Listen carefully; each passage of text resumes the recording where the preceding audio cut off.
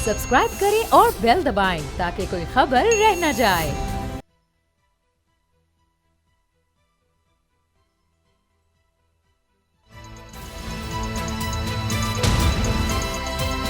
अब पता चला।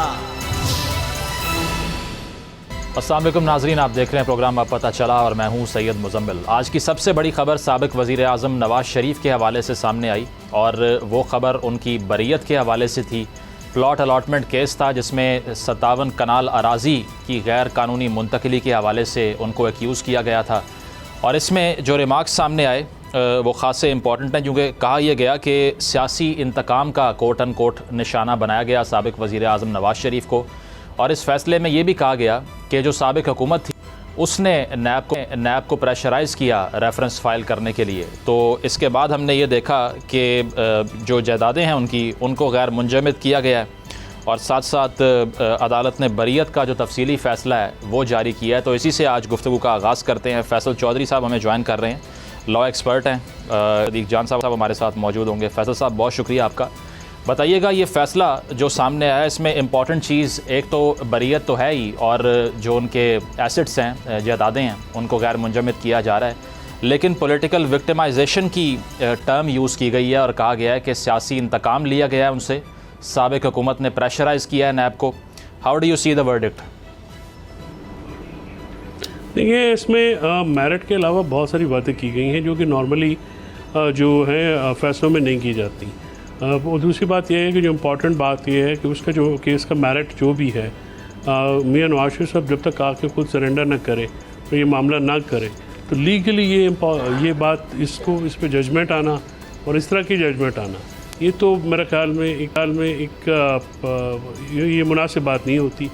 नॉर्मली जो अदालतें खुद को महदूद रखती हैं कि वो केस के मेरिट तक। अब केस के मेरिट से हट के इस पर सियासी बातें भी हुई।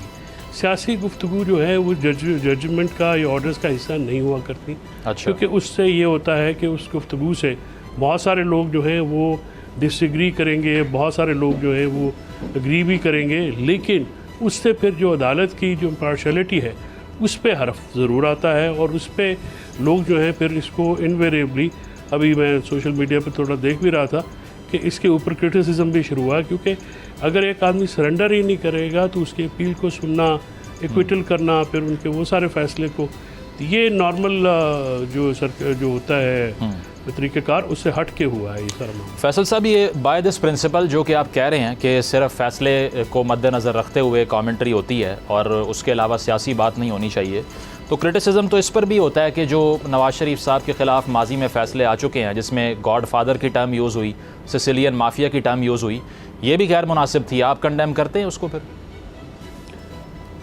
नहीं, मैं किसी भी चीज़ को कंडेम तो नहीं करूँगा और जो सुप्रीम कोर्ट के जजमेंट हैं, ऑर्डर्स हैं, उनको तो बिल्कुल कंडेम नहीं करूँगा। अच्छा। और कंडेम जजमेंट्स को नहीं किया जाता, उन पे कमेंट किया जाता है। लेकिन क्या सर आपने जो भी लाहौर मैंने आपको दिए हैं, जी जो आपने लाहौर किया था, साहब अदालत के फैसले की बात की है? नहीं है।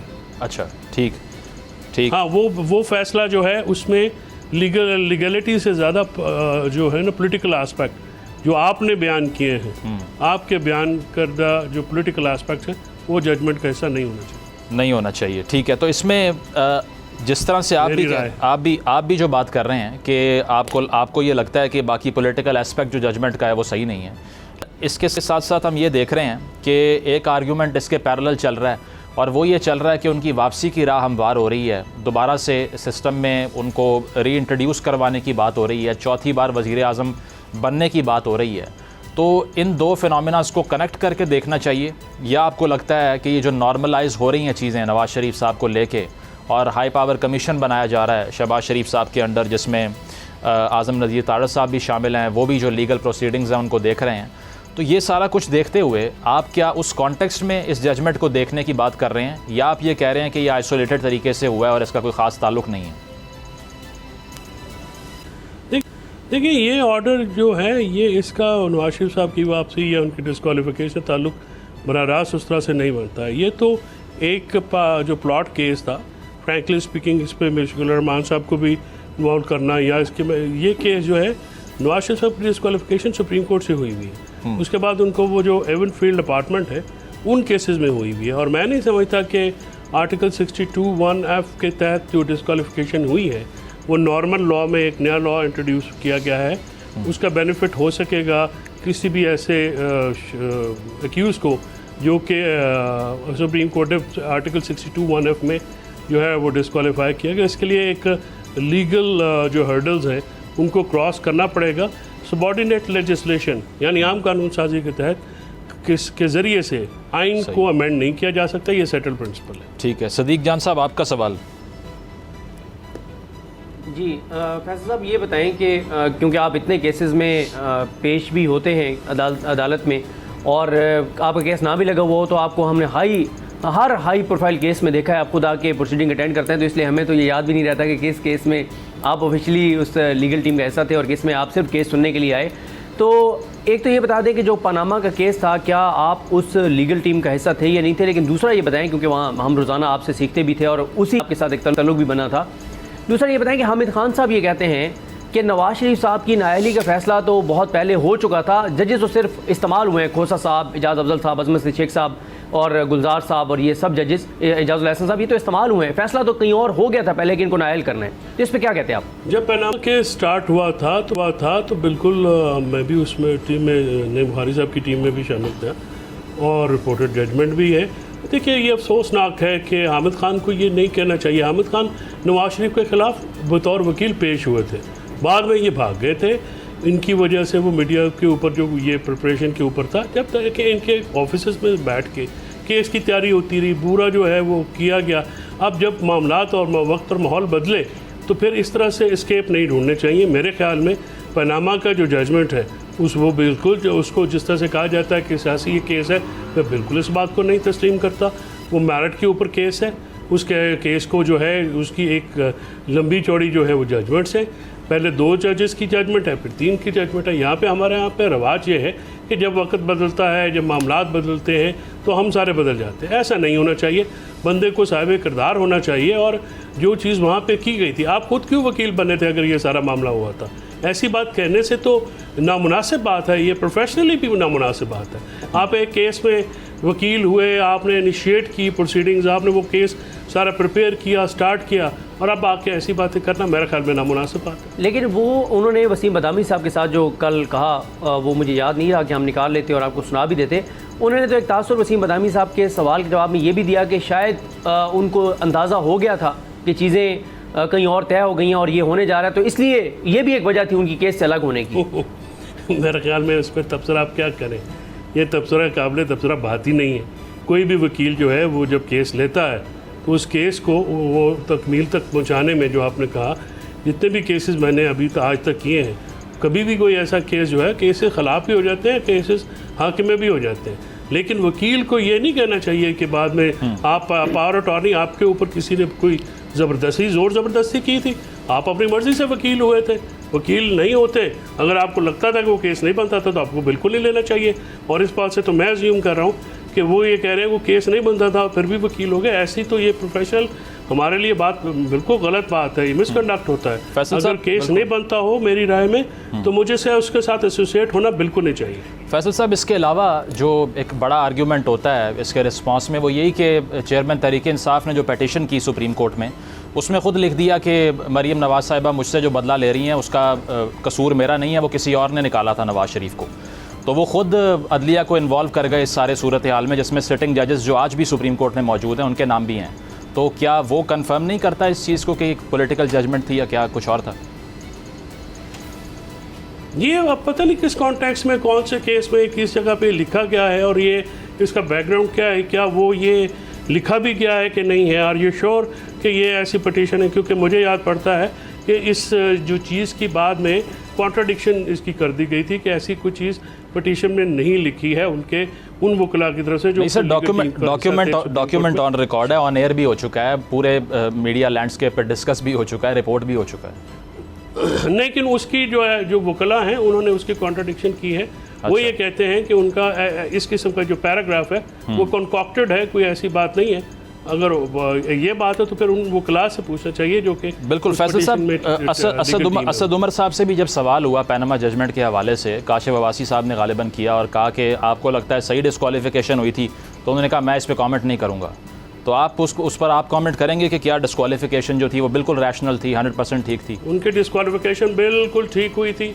आर्टिकल 62(1)(f) के तहत जो उनके खिलाफ फाइंडिंग्स हैं वो बिल्कुल इन डिटेल हैं, वो पनामा केस का हिस्सा हैं, कोई भी शख्स आके पढ़ सकता है।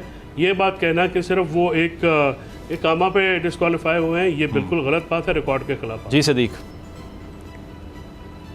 अच्छा ये बताएं फैसल साहब कि जब क्योंकि इस पे बात हम इसलिए आपसे ज़्यादा कर रहे हैं, उसकी दो वजूहत हैं। एक तो बिल्कुल आपने शुक्र है वो खुद याद भी करा दिया और मेरी तस्दीक कर दी कि बिल्कुल आप उस लीगल टीम का हिस्सा थे पनामा वाली। एक ये वजह है और दूसरी वजह ये है कि इस बयान के बाद मीडिया पे हुकूमत ने पूरा नैरेटिव बनाया है, हुकूमत ने प्रेस कॉन्फ्रेंसेस की हैं, बल्कि आज प्राइम मिनिस्टर जो हैं शहबाज शरीफ साहब उन्होंने ट्वीट किया है, उन्होंने भी कहा है कि जनाब मियाँ साहब जो है वो बरी हो गए हैं अवामी अदालत में, और बहुत उन्होंने इसके ऊपर जो है वो एक अपनी बेगुनाही के सबूत के तौर पर इसको इस्तेमाल किया है। तो ये बताएं कि जब हामिद खान साहब अलग हुए थे उस वक्त केस से, तो क्या कोई उन्होंने ऐसी कोई बात कही थी कहीं पे मतलब यानी रिकॉर्ड पे ना हो, लेकिन उन्होंने कोई इस तरह कहा हो कि यार मुझे क्योंकि पता चल गया कि चीज़ें फिक्स हैं तो इसलिए मैं ये फिक्स मैच में पेश नहीं हो रहा? मेरे सामने तो कभी ऐसी बात नहीं। आपके सामने बिल्कुल ऐसी बात नहीं।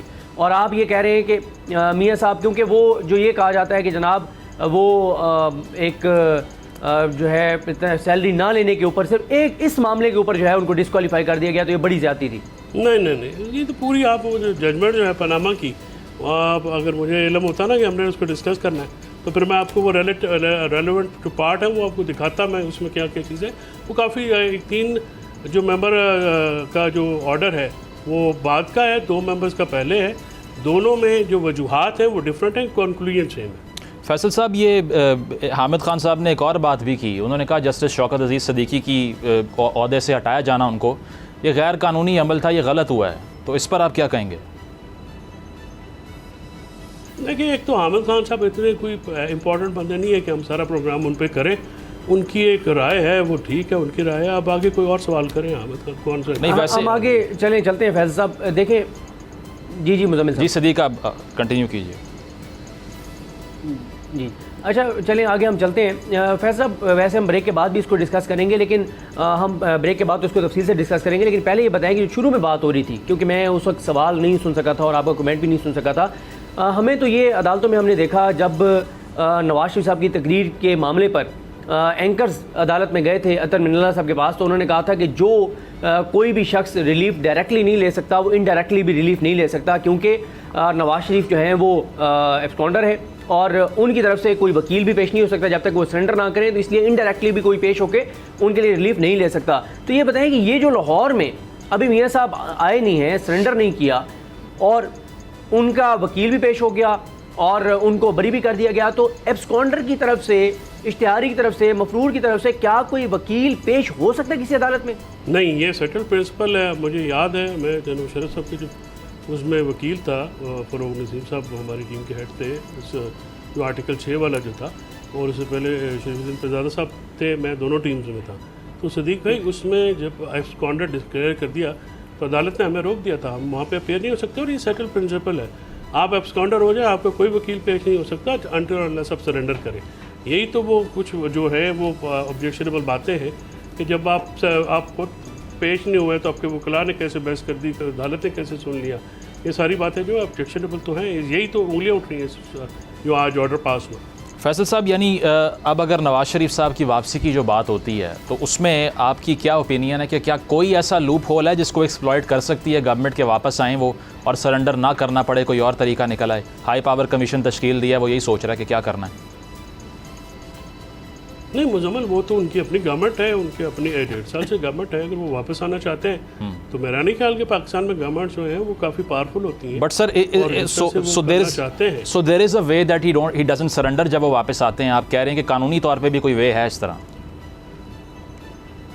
नहीं, उनका तो ये उनके जो कानूनी तौर पे, because he is a convict, वो कोई ये सिर्फ एक्यूज़ नहीं है, मुल्ज़म नहीं है, वो मुजरिम है। कोर्ट ने उनके खिलाफ जजमेंट दी हुई, और वो जो एक लाहौर हाई कोर्ट में भी जो उन्होंने जब वो इलाज के लिए गए थे तो मौजूदा वज़ीर-ए-आज़म ने एक वहाँ पे अंडरटेकिंग दिया हुआ है। उस अंडरटेकिंग के तहत तो ही वॉज इन जेल न वन जो पाकिस्तान से गए हैं, तो वापसी पे उनके लिए तो फिर वो एक यही हर्डल है होगी कि जेल तो उनको शायद जाना पड़ेगा। जेल जाने से अलावा फिर पूरी जो आपको जुरिस्प्रूडेंस है पाकिस्तान की बल्कि क्रिमिनल लॉ की, इंडिया पाकिस्तान की जो भी है वो फिर सारी चेंज होने करानी पड़ेगी कि अगर वो इस तरह से होते हैं और आते हैं और उनको सरेंडर तो करना पड़ेगा इन प्रॉब्लम्स। मतलब कानून की नज़र में सरेंडर करने के अलावा चारा नहीं है। इसके अलावा भी इंसाफ पर पाबंदी के हवाले से एक दरख्वास्त दायर हुई है, इसको हम डिस्कस करेंगे। प्रोग्राम में एक ब्रेक शामिल करते हैं और ब्रेक के बाद तहरीक इंसाफ पर पाबंदी के हवाले से फैसल चौधरी साहब से बात करेंगे आफ्टर द ब्रेक। अब पता चला। वेलकम बैक नाजरीन। इस्तेहकाम पाकिस्तान पार्टी के रहनुमा ओन चौधरी साहब और उन्होंने सुप्रीम कोर्ट में आज एक पटिशन दायर की है और इस दरख्वास्त के मुताबिक उन्होंने तहरीक इंसाफ पर पाबंदी का जो है वो नुक्ता रेस किया है और साथ साथ फ़रीक इसमें बनाया है चेयरमैन तहरीक इंसाफ को और जो सदर हैं PTI के परवेज़ इलाही साहब। तो फैसल साहब, आपको क्या लगता है कि इस दरख्वास्त में कानूनी तौर पर क्या स्टैंडिंग है इसकी, क्या रैशनल है, क्योंकि वो ये मुतालबा कर रहे हैं कि बैन करना चाहिए इस पार्टी को? वो ये प्ली ले रहे हैं, मुतालबा तो अदालत के सामने मुजम्मल साहब नहीं किया जाता। सर मैं लीगल टर्म तो यूज़ नहीं कर रहा, बट कॉन्टेक्स्ट तो वही है। और कॉन्स्टिट्यूशन हाँ, कॉन्स्टिट्यूशन एंड लीगली जो तरीक़ाकार है जो पॉलिटिकल पार्टीज़ को डील करता है आज की तारीख़ में, article 17 of the constitution of Pakistan और जो है इलेक्शन एक्ट 2017, इसमें पॉलिटिकल पार्टीज़ की फॉर्मेशन, उनकी जो है वर्किंग और उनकी रेजोल्यूशन का तरीक़ाकार जो है या उनकी बैनिंग तरीक़ाकार दिया गया है। उनके मुताबिक जो है वो वफाकी हुकूमत जो है वो पहले इसको डिसाइड करती है, उसके बाद सुप्रीम कोर्ट ऑफ पाकिस्तान में ये रेफरेंस जाती है, रेफरेंस तैयार किया जाता है, उसमें एविडेंस लगाए जाते हैं, जो भी तरीक़ाकार होता है वो एविडेंस जाती है सुप्रीम कोर्ट ऑफ पाकिस्तान के सामने और सुप्रीम कोर्ट ऑफ पाकिस्तान जो है फिर उसके ऊपर हतमी फैसला करती है क्या कि जो रेफरेंस वफाकी हुकूमत ने तैयार किया है किसी भी पार्टी के ख़िलाफ़, तो क्या वो ठीक है, उसकी ठोस शवाहिद है, उसकी बुनियाद बेहतर है। तो उससे जो कॉन्स्टिट्यूशनल जो पूरा और लीगल जो एक तरीक़ाकार है उसके मुताबिक डायरेक्ट पिटीशन सुप्रीम कोर्ट में तो मेरे ख़्याल में, मेरी राय में तो नहीं की जा सकती, ना ही वो मेंटेनेबल है। और पाकिस्तान की तारीख़ में इससे पहले मैं सदीक साहब, मुजम्मल साहब, आपके थ्रू सारे दोस्तों को बताना चाह रहा हूँ जो देखें, एक ही पार्टी थी जिसको बैन करवाया था भुट्टो साहब ने, नेशनल अवामी पार्टी, ANP। जी जी जी, उस दौर में सर सुप्रीम कोर्ट से पाबंदी लगी थी, लेकिन फिर वो अवामी नेशनल पार्टी के नाम से रजिस्टर होके फिर दोबारा उन्होंने सियासत भी की और अब तक सियासत में है। तो ये एक तरीक़ाकार लीगली है और ये हिस्ट्री है। मतलब आप ये कह रहे हैं कि इसकी मेंटेनेबिलिटी आगे जाके पॉसिबल है, चैलेंज हो सकती है? मुझे तो लगता है कि ये डायरेक्ट क्योंकि पिटीशन जो है वो एंटरटेनेबल नहीं है, तो शायद इस पर ऑब्जेक्शंस रजिस्ट्रार ऑफिस की तरफ से लग जाएं। ठीक है जी। सदीक, फैसल साहब ये बताएं कि हम ब्रेक से पहले नवाज शरीफ साहब का मामला डिस्कस कर रहे थे। ये इसलिए इंपॉर्टेंट मामला है कि जो मौजूदा हुकूमत है उनकी तरफ से लेवल प्लेइंग फील्ड की बात की गई, उनकी जानिब से बार बार कहा गया कि इलेक्शन तो अब उसी वक्त होंगे जब मियां नवाज शरीफ पाकिस्तान वापस आएंगे। और मियां नवाज शरीफ साहब दुबई तक आए और यहाँ पे जो है वो हुकूमत ने ऐलान करना शुरू कर दिया। पहले जी लंदन थे तो इतने 1000 किलोमीटर दूर थे, इतने घंटे के फासले पे थे, अब इतने फासले पे हैं तो बस करीब आ गए, अब चंद दिनों की बात है और मियां साहब पाकिस्तान होंगे। लेकिन हमने देखा कि वहाँ से वो सऊदी अरब और सऊदी अरब से फिर वो लंदन जाएंगे, पाकिस्तान नहीं आ रहे। ये बताएँ फैसल साहब के एक लीगल सवाल है कि मियां नवाज शरीफ साहब 2 केसेस में कन्विक्ट हैं। एक में वो बेल पर रिहा हुए थे एवनफील्ड में, अल अज़ीज़िया में वो ज़ेर हिरासत थे, उनको ज़मानत दी गई इलाज के लिए, फिर वो जिस तरह से पाकिस्तान से बाहर गए, फिर ये मामला जब टेकअप हुआ इस्लामाबाद कोर्ट में, एवनफील्ड और अल अज़ीज़िया दोनों में उनको इश्तिहारी और मफरूद डिक्लेयर किया गया।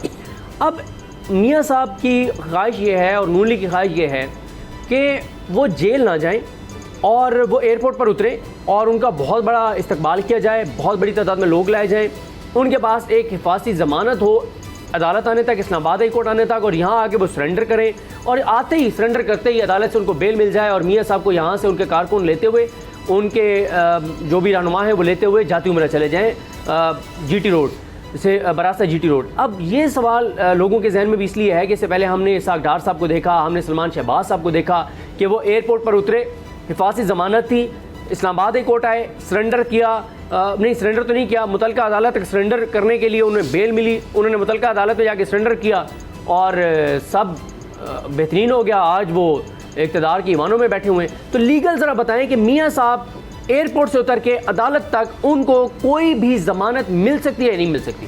देखिए, जो आपने जिन केसेस का, जिन शख्सियात का हवाला दिया है, मेरी जहाँ तक मालूमात है वो कॉन्विक्ट नहीं थे, यानी वो सज़ा याफ्ता नहीं थे। अक्यूज़ थे, सब अक्यूज़ थे, मुलज़म थे, उनके ऊपर अभी मुकदमा चलने थे, बाद में वो आए। वो उनका तो मामला थोड़ा डिफरेंट है। मियाँ साहब का मामला लीगली स्पीकिंग काफ़ी डिफरेंट इसलिए है कि मियाँ साहब जैसे अभी आपने जिन केसेस का जिक्र किया उसमें कॉन्विक्ट और जेल में थे, तो उनकी जो एफिडेविट भी दिया गया है वज़ीर-ए-आज़म, जो मौजूदा वज़ीर-ए-आज़म हैं उनकी तरफ से, उसमें भी ये कहा गया अब वो उनसे वो बाहर नहीं रह सकते, तो आके उनको सरेंडर करना पड़ेगा, उसी पोजीशन में जेल तो जाना पड़ेगा। उसके बाद ही वो एब्सकॉन्शन उनकी ख़त्म होगी, वो अपीयर होंगे, जैसे भी उसके पोस्ट अरेस्ट उनकी ज़मानत हो सकती है। जो प्री अरेस्ट जो है वो ज़मानत, वो तो कॉन्विक्ट की मुश्किल होती है ना, क्योंकि एक दफ़ा आपको सज़ा हो जाए, चाहे वो गलत हो या सही हो, इस पे जाए बगैर, तो उनकी पोस्ट अरेस्ट बेल तो की जा सकती है। अब प्री अरेस्ट बेल के लिए जो एंटीसिपेटरी बेल होती है, या जैसे हम कहते हैं फांसी ज़मानत जिसको उर्फ़ आम में कहा जाता है, वो ये सर ये होती है कि बंदा आता है, वो ज़मानत लेता है, ज़मानत लेने के बाद हिफाजत, वो फिर प्री अरेस्ट बेल लेता है। लेकिन जिस केस में सज़ा हो जाए, बंदा जो है वो डिटेन हो जाए जेल में, उसमें तो फिर प्री अरेस्ट बेल का कॉन्सेप्ट होता नहीं है, यानी ज़मानत कबल अज़ गिरफ़्तारी फिर हो नहीं सकती, वो ज़मानत बाद अज़ गिरफ़्तारी हो सकती है, और वो हो सकती है उनकी। नहीं, आप ये कह रहे हैं कि एयरपोर्ट से इस्लामाबाद हाई कोर्ट आने तक भी कोई बेल नहीं मिल सकती? नहीं, वो देखिए उसमें वो इसलिए ना कि वो तो पोस्ट अरेस्ट बेल होगी ना सर, जो भी बेल होगी। मैंने अर्ज़ किया है कि जो हिफाज़ती ज़मानत होती है वो नॉर्मली कराई जाती है, जो उस पर जो हम कराते हो तरीक़ाकार ये है कि हिफाज़ती ज़मानत कराई जाती है, कोर्ट में आके पेश हुआ जाता है, वहाँ पे फिर प्री अरेस्ट बेल होती है। प्री अरेस्ट बेल जो है वो करके तो फिर आप अपनी अदालत के सामने सरेंडर करते हैं। लेकिन मियाँ साहब का क्योंकि वो उनको कन्विक्शन हुई भी है, तो उनकी कन्विक्शन जो है वो अभी तक मेंटेन है, अभी तक वो सेटिस्फाइड नहीं हुई, हो भी नहीं सकती जब तक वो सरेंडर नहीं करेंगे कानूनी तौर पे। तो इसलिए उनके पास जो ऑप्शन है वो पोस्ट अरेस्ट बेल है, प्री अरेस्ट बेल की ऑप्शन शायद उनके पास नहीं है। फैसल साहब, ये नाअहली का जो सवाल है, क्योंकि ये तो कन्विक्शन के हवाले से तो आपने कमेंट किया, लेकिन इलेक्शन में हिस्सा लेने पर भी जो सवालिया निशान है उस पर तो हुकूमत का मौक़िफ़ भी यही है कि जो हुक्म इम्तनाअ दे रखा है अभी सुप्रीम कोर्ट ने, वो जैसे ही ख़त्म होगा तो उसके बाद हम दरख्वास्त दायर करेंगे और नाअहली की सज़ा ख़त्म करने का प्रोसेस शुरू हो जाएगा। तो आपको क्या लगता है कि कानून की नज़र में इनमें ये जो आर्गूमेंट ये कर रहे हैं और ये लेजिस्लेशन जो हुई है, इसके बाद कितने चांसेस हैं कि he returns to the political system? मैं सवाल को थोड़ा सा इजाफा कर लूँ मुज़म्मिल साहब के, फैज़ माजरत सवाल को आगे बढ़ाते हुए। बिल्कुल मुज़म्मिल साहब ने ठीक कहा। उनका ये ख्याल है कि जब मियाँ साहब को 184(3) के हवाले से जो कानून साजी है उसका फ़ायदा होगा और उनकी अपील आएगी सुप्रीम कोर्ट के अंदर, तो वो ये समझते हैं कि सुप्रीम कोर्ट पनामा का जो फ़ैसला था उसको ही वापस ले लेगी। जब वो वापस लेगी पनामा का फ़ैसला, तो पनामा के फ़ैसले के नतीजे में ही रेफरेंसेस दायर हुए थे ना एहतसाब अदालत में, तो जब वो फ़ैसले ही सुप्रीम कोर्ट वापस ले लेगी तो फिर ना C221F की नाअहली रहेगी, ना ही उनके वो सारे रेफरेंसेस वाला फ़ैसला भी वापस हो जाएगा, तो सारी चीज़ क्लोज हो जाएगी। देखिए, इसमें जो सबसे बड़ा प्रॉब्लम ये है कि मियाँ साहब का रिव्यू पिटीशन पर डिसमिस हो चुका है, और रिव्यू पिटीशन डिसमिस होने के बाद जो है सुप्रीम कोर्ट किसी भी मुकदमे को खोल नहीं सकती। और इसमें सबसे बड़ा जो एग्जांपल है वो काजी फ़ायज़ ईसा साहब का केस है।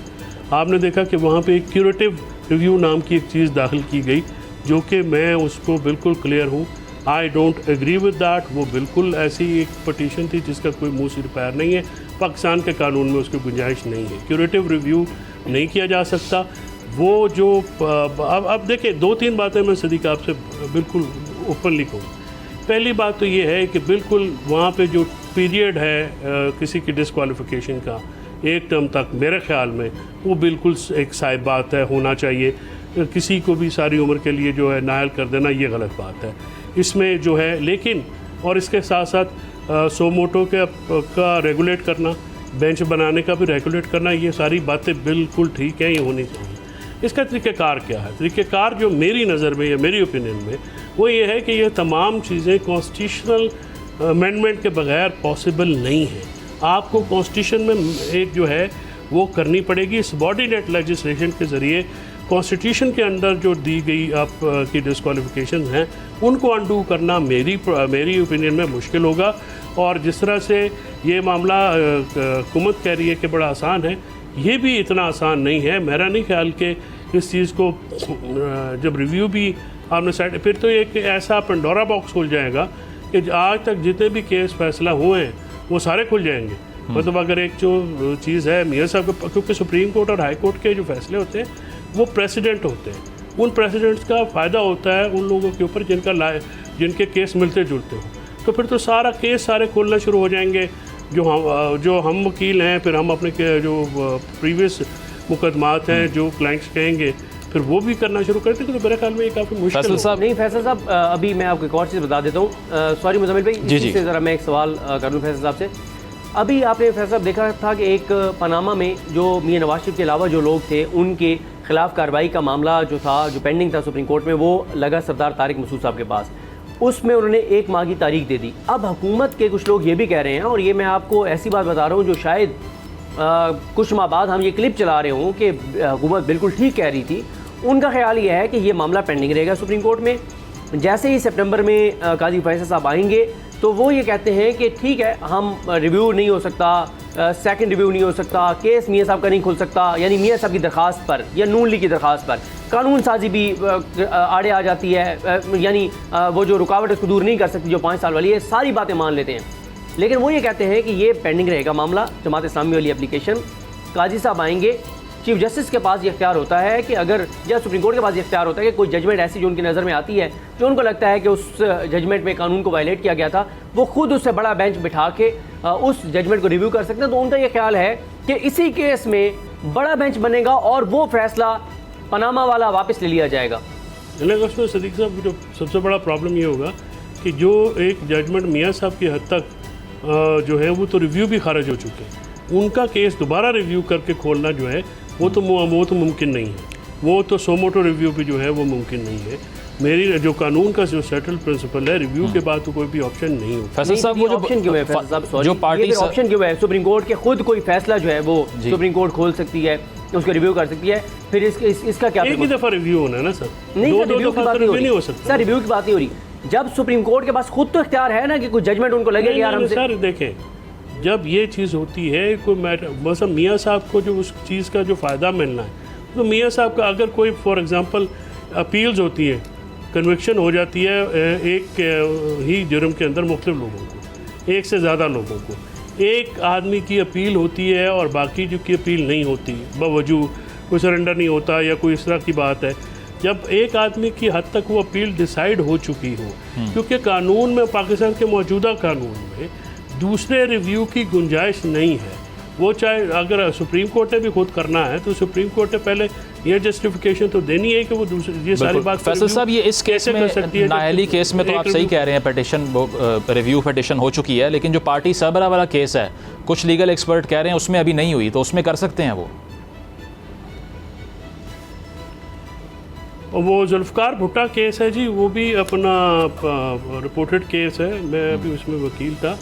वो जो उसमें ये हुआ था कि अगर उसमें रिव्यू नहीं हुआ है तो रिव्यू का 30 दिन का एक टाइम होता है उस चीज़ को। अब देखना ये है कि जब ये हुआ तब मियाँ साहब क्या उस 30 दिनों में इधर मौजूद थे, क्या वो सारा मामला इनके पास था, क्या इन्होंने वहाँ पे वो अपॉर्चुनिटी अवेल की, वो देखना होगा कि क्या उनकी सर्कमस्टांसेस ऐसे होंगे थे कि वो नहीं कर सकते थे। अगर तो वो नहीं कर सकते थे, यानी even if somebody is in the jail और वो कर सकता है, तो फिर ऑप्शन तो होती है कि आप कर सकें। लेकिन मेरे ख्याल में मियाँ साहब का वो 30 दिन का जो पीरियड है वो गुजर चुका है।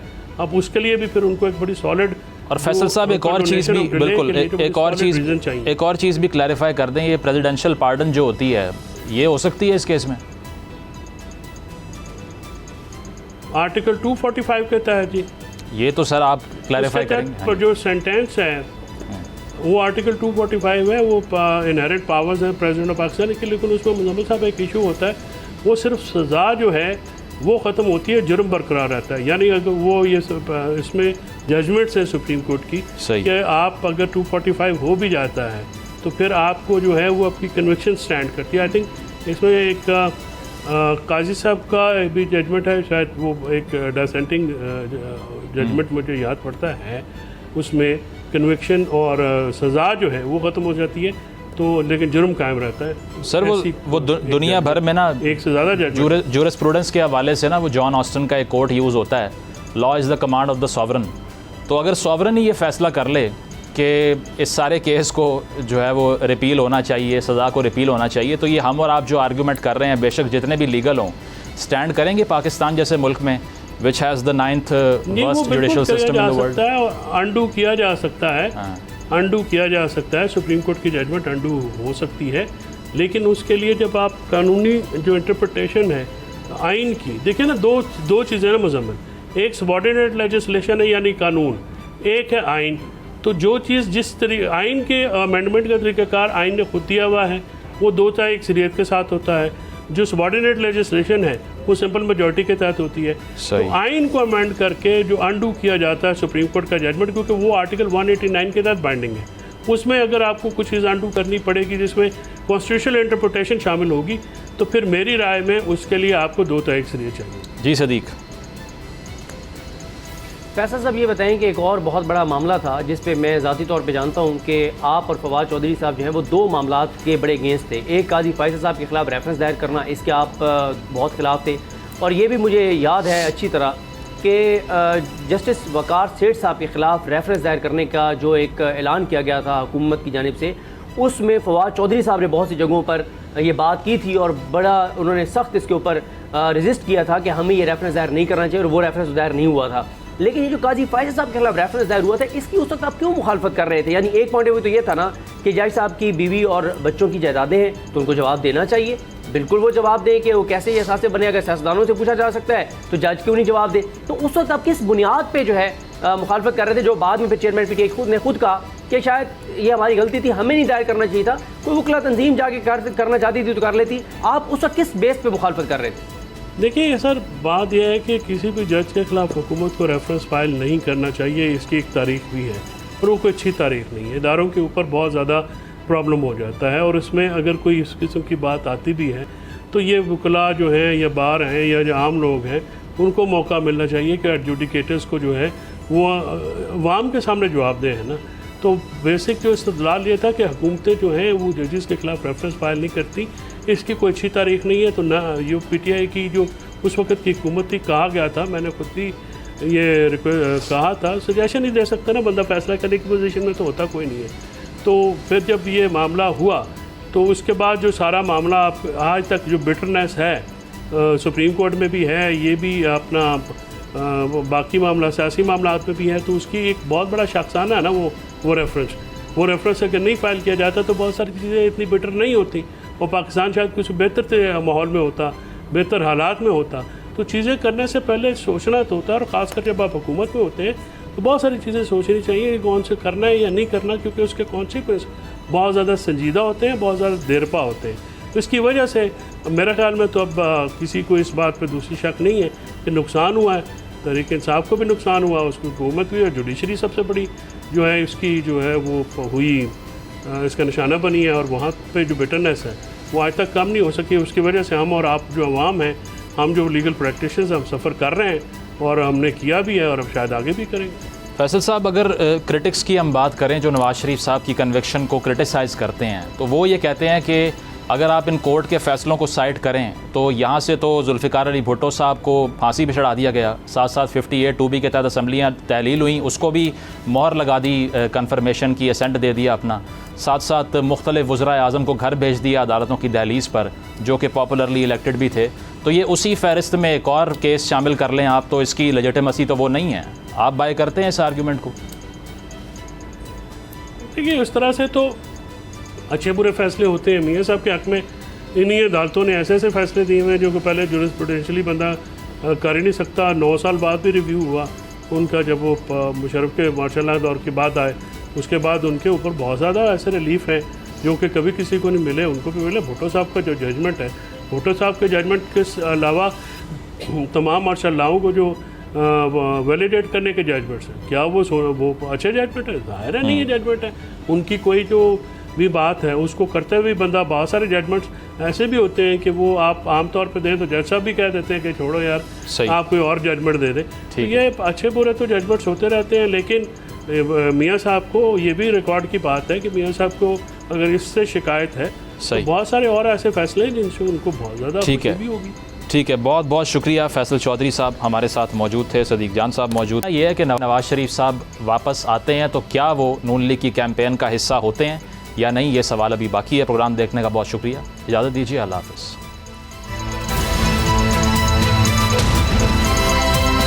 अब पता चला। अगर आपको ये वीडियो पसंद आई तो सब्सक्राइब करें और बेल पर क्लिक करें। अवाम के लिए एक और मुश्किल, आटे की अदम दस्तयाबी पर अवाम परेशान। शदीद गर्मी में यूटिलिटी स्टोर्स के बाहर लंबी लंबी कतारें। बोल ने निभाई सहाफती जिम्मेदारियां, पहुंचाई घर घर ये आवाज। इस्लामाबाद के यूटिलिटी स्टोर से सस्ते आटे का हुसूल शहरियों के लिए ख्वाब बन गया। बोल न्यूज हकायक सामने ले आया है। आओ मिलकर आवाज उठाएं, पाकिस्तान को बदलें बोल के साथ। बोल बना अवाम की आवाज। अवामी शिकायत पर बोल ने किया मुताल्लिका इदारों से मुतालबा। सुबह 6 बजे से आकर ये लोग आटे का इंतजार करते हैं। 7 बजे आई हूँ और नहीं मिल रहा है आटा, पैसे नहीं होते थे उधारे लेकर आती हूँ। वो कहते हैं जी 7 खजूर लाजमी लें। हमारे पास आटे के पैसे नहीं होते तो खजूर कहाँ से लें? क्योंकि बोल है पाकिस्तान का नंबर 1 न्यूज चैनल। सब्सक्राइब करें और बेल दबाएं ताकि कोई खबर रह न जाए।